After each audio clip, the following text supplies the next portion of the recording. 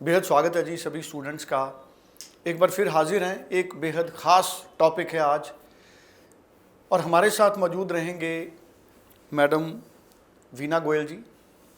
बहुत बड़ा इनके पास एक्सपीरियंस है, ऑलमोस्ट अराउंड 26 ईयर्स का एक्सपीरियंस है स्टूडेंट्स वीज़ा का। और आज बात बड़ी इंपॉर्टेंट है न्यूजीलैंड के लिए। न्यूजीलैंड में जो सबसे बड़ी कन्फ्यूज़न रहती है स्टूडेंट्स को फ़ंड्स के बारे में। न्यूजीलैंड में फ़ंड्स, बहुत सारे स्टूडेंट्स हैं जिनके पास फ़ंड्स अवेलेबल रहते हैं, लेकिन उनको ये नहीं समझ आता कि हमको इन फ़ंड्स को कैसे यूटिलाइज़ करना है। इसके साथ साथ स्टूडेंट्स की सबसे बड़ी कन्फ्यूज़न है कि कैसे वो किस कोर्स में अपनी क्वालिफ़िकेशन के जो रेलेवेंट उनका कोर्स हो उसमें एडमिशन ले। ये तमाम इम्पॉर्टेंट इश्यूज़ हैं। ग्रीन लिस्ट का इशू न्यूजीलैंड में है, उसमें भी कन्फ्यूज़न है स्टूडेंट्स को। अभी तक ग्रीन लिस्ट बहुत जल्दी स्टूडेंट्स को समझ नहीं आ रही ग्रीन लिस्ट के कोर्सेज कौन से हैं और न्यूजीलैंड में किन कॉलेजेस में आपने एडमिशन लेनी है या यूनिवर्सिटीज़ में जो आपके लिए एक सेफ़ एजुकेशन का पैसेज है, ये समझना भी स्टूडेंट्स के लिए बड़ा ज़रूरी है। और मैडम वीना जी से आज हम सारे इम्पॉर्टेंट सवाल करेंगे। मैम, आपका स्वागत है जी। नमस्कार। Thank you ji. मैम, सबसे पहले तो मैं जानना चाहूँगा कि अभी अक्टूबर इनटेक, जनवरी इनटेक, स्टूडेंट कैसे अपनी एडमिशन प्लान करें इमीडिएट।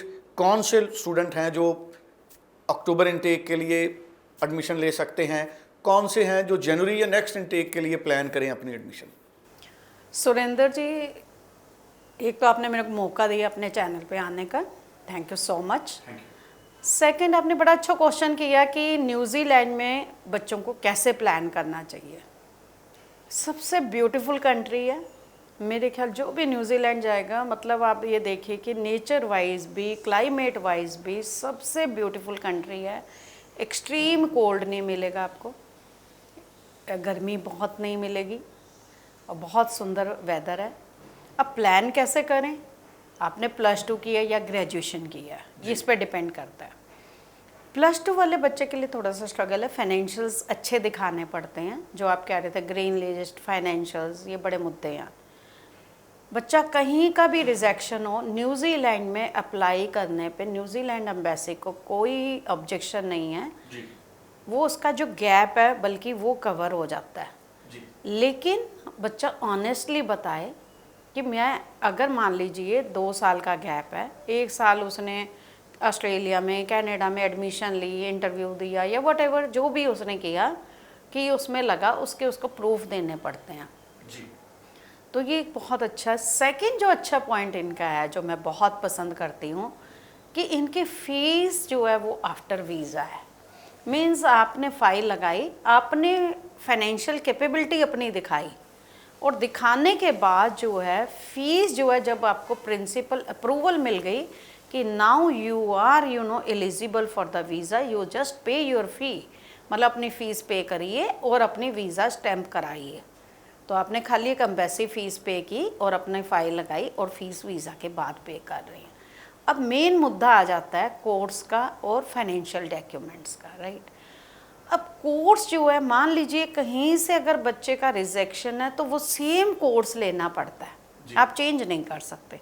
अगर आप चेंज कर रहे हो तो बहुत स्ट्रॉन्ग रीज़न देना पड़ेगा आपको। और अगर आपका फ्रेश केस है तो आप कोई भी कोर्स ले सकते हो न्यूजीलैंड को, उसमें भी कोई ऑब्जेक्शन नहीं है। लेकिन आपको अगर बाई चांस इंटरव्यू आ जाए तो आपको सेटिस्फाई करना होता है कि कोर्स क्यों ले रहे हो जी।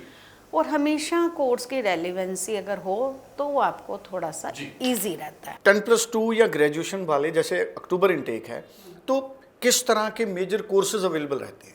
मेजर कोर्सेज देखो, ग्रीन लिस्ट जो हमने बोली, ठीक है, आईटी आपका ग्रीन लिस्ट में आ रहा है, या बहुत सारे ऐसे कोर्सेज हैं जब लिस्ट में जाते हैं तो चेक करते हैं कि ये कोर्स आपका ग्रीन लिस्ट में, राइट।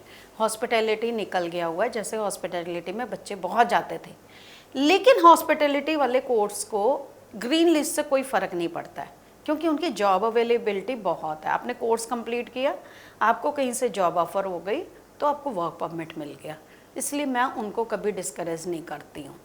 आप ग्रीन लिस्ट में पोस्ट स्टडी वर्क परमिट आपको लंबा मिल रहा है, ये फ़र्क पड़ता है। लेकिन अगर वर्क परमिट आपको मिल गया तो वो आपको पीआर लेने में पूरी हेल्प करता है, तो वो एक मुद्दा हो गया। अब हम ये कहते हैं कि कोर्स कौन सा लिया आपने, तो वो हमारा शायद क्लियर हो गया कि नॉन मेडिकल वाले बच्चे ज़्यादा आईटी में जा रहे हैं, या आपके इंजीनियरिंग के बहुत सारे कोर्सेज़ हैं जो ग्रे लिस्ट में आ रहे हैं, आप उसमें जा रहे हो। आर्ट्स वाला बच्चा है वो किस में जा रहा है, आर्ट्स वाले के लिए लिमिटेड ऑप्शंस होते हैं, बिजनेस हो गया या हॉस्पिटैलिटी हो गया, इवेंट हो गया, ठीक है। मेडिकल वाला बच्चा हेल्थ साइंस में चला जाएगा, नर्सिंग में चला जाएगा, तो ये आपके कोर्स की ऑप्शंस हो जाती हैं। अब आ जाता मुद्दा कि अगर अक्टूबर वाला बच्चा जिसके फंड्स रेडी हैं तो वो अप्लाई कर सकता है इमीडिएटली, लेकिन अगर फंड्स नहीं रेडी हैं तो जैन इनटेक के लिए आप अप्लाई कर सकते हो। इसमें सबसे अच्छा क्या होता है कि जैसे आपने अप्लाई किया, पीसीसी करानी है, डॉक्यूमेंट्स तैयार करने हैं, अगर फंड्स पुराने नहीं हैं तो आपके तब तक फंड्स पुराने होते हैं जब तक आप ये सारा सिस्टम चला रहे हो। तो ये भी कोई प्रॉब्लम नहीं है, क्योंकि ये तो है नहीं कि आपने 8 लाख 10 लाख फ़ीस दे दी है और आप वेट करें, क्योंकि फ़ीस तो जानी ही नहीं वीज़ा से पहले। अब कैलकुलेशन क्या है फंड्स दिखाने की, और ये बड़ा इम्पॉर्टेंट और ट्रिकी क्वेश्चन है।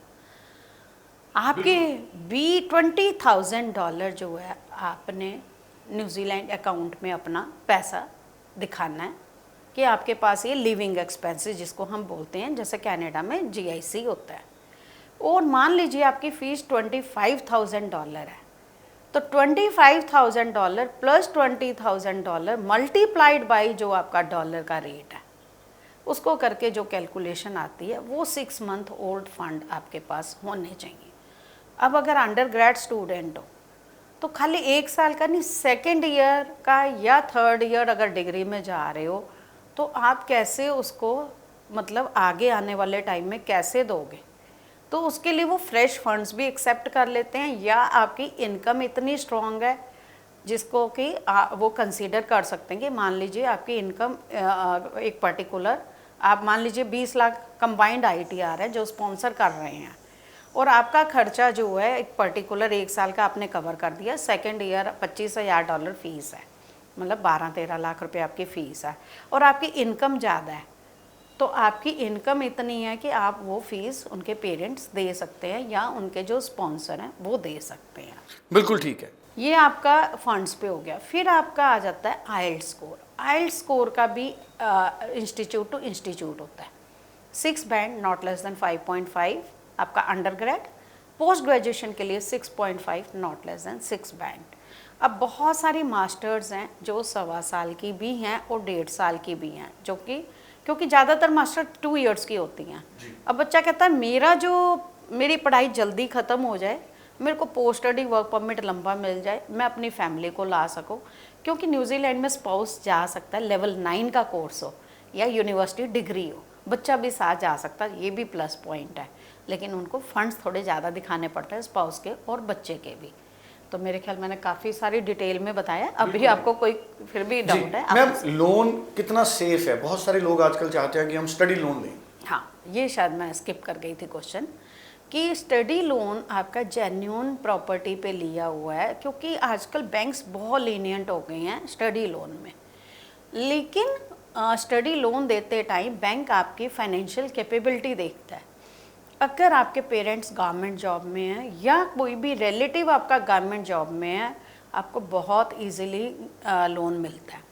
अगर गवर्नमेंट जॉब में नहीं है तो आपकी ITR स्ट्रॉन्ग है, आपके पास अपनी प्रॉपर्टी है, और जो इंस्टीट्यूट जिसमें आप जा रहे हो वो बैंक की लिस्ट में है, तो आपको लोन 100% मिल जाएगा। एंड लोन बिल्कुल सेफ़ है, लोन में कोई प्रॉब्लम नहीं है, क्योंकि बैंक ने लोन दिया, गवर्नमेंट इंस्टीट्यूट ने लोन दिया है, और जब वो फ़ीस पे करने के लिए बोलेंगे वो उसी लोन से फ़ीस जानी है, उसी लोन से आपके लिविंग एक्सपेंसेस जो हैं न्यूजीलैंड NZ बैंक में आपके जाने हैं।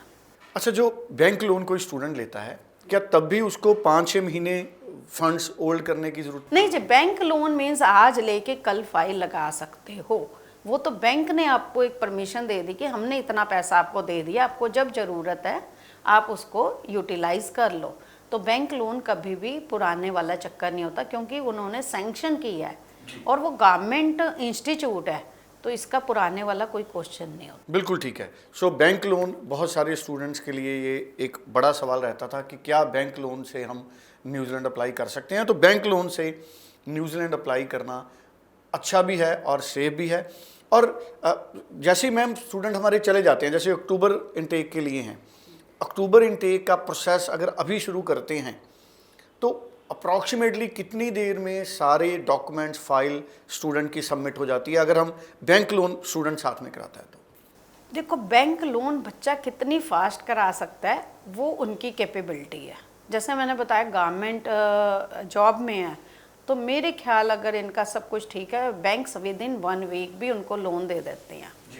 15 डेज 2 वीक्स का टाइम हमें ऑफर लेटर अरेंज करने में लगता है, इंस्टीट्यूट्स को डॉक्यूमेंट्स भेजने, फिर ऑफर लेटर आना, इट टेक सम टाइम। और उसके बाद ऑफर लेटर आने के बाद बच्चा बैंक लोन अप्लाई कर सकता है और within 1 week bank loan दे देता है। तो आप ये देख लीजिए, तब तक बच्चे की पीसीसी होनी है, तब तक वो पीसीसी करा सकते हैं जब तक ऑफर लेटर आया और बैंक लोन हो रहा है।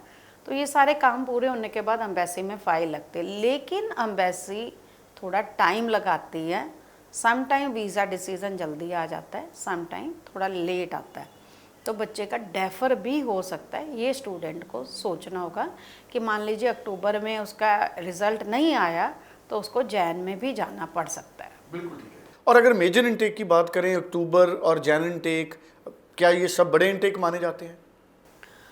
यहाँ पे जुलाई और अक्टूबर एक मेजर इनटेक माना जाता है जी। तो जुलाई और आपका Jain intake, October is quite good intake. और जैन इनटेक ठीक है, कुछ कोर्सेज होते हैं, वी डू हैव कोर्सेज, लेकिन बहुत बड़ा इनटेक नहीं माना जाता जैन को। लेकिन जो स्टूडेंट्स का रह गया, नहीं अप्लाई कर पाए, वो जैन में अप्लाई कर सकते हैं। बाई चांस जैन भी स्किप होता है, then there is a July intake. बिल्कुल ठीक है। So thank you so much, बहुत इंपॉर्टेंट इन्फॉर्मेशन इस शो में हमारे साथ शेयर हुई है।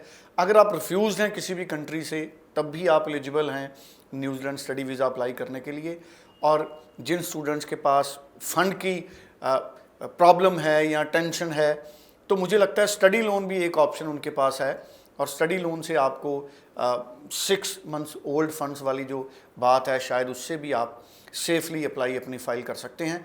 स्क्रीन पे नंबर है, इस नंबर पे आप तुरंत फ़ोन कर सकते हैं और आप सीधा वीना मैम से भी बात कर सकते हैं और अपना मैसेज भी ड्रॉप कर सकते हैं। Thank you so much Veena ji. Thank you so much.